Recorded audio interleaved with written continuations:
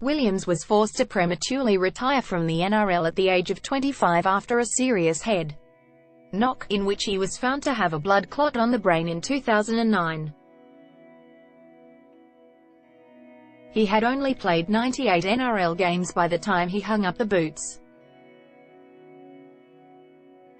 LoadingAnd, his case, one of several to have been lodged in the judicial system, has been closely watched by a number of former players.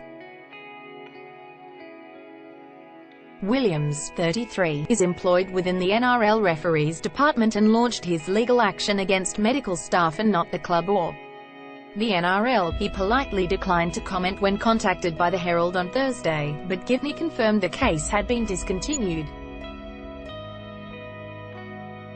Rugby League has already been grappling with legal action launched by former Newcastle Knights winger James McManus and ex-Eel Brett Horsnell against their old clubs over the handling of their concussion cases.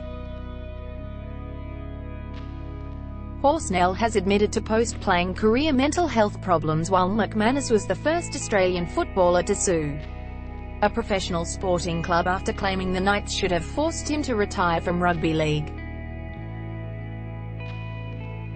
But the Williams case is the first of its kind to be finalised as the NRL beefs up its concussion protocols in 2019. League Central announced last year it would implement a rule where clubs would be required to have 2 doctors on the sideline at each game this season to further help assess complex injuries such as head knocks, which have proven a challenge if occurring to players from the same side within a matter of minutes.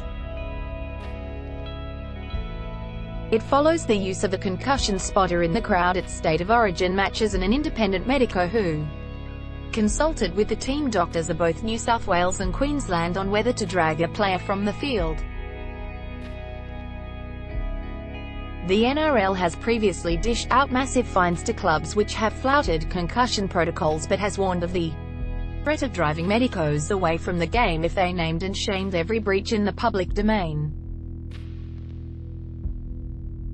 While former New South Wales City representative Williams has been out of the game for almost a decade, his old club will begin their premiership assault under the tutelage of a first-year NRL coach who joined the Sharks a year after Williams' retirement. John Morris will take charge of Cronulla against the Knights after a stormy off-season which saw premiership-winning coach Shane Flanagan deregistered for breaching the rules of his 2014 ban. "I know what success looks like for this club and the players do too," Morris said.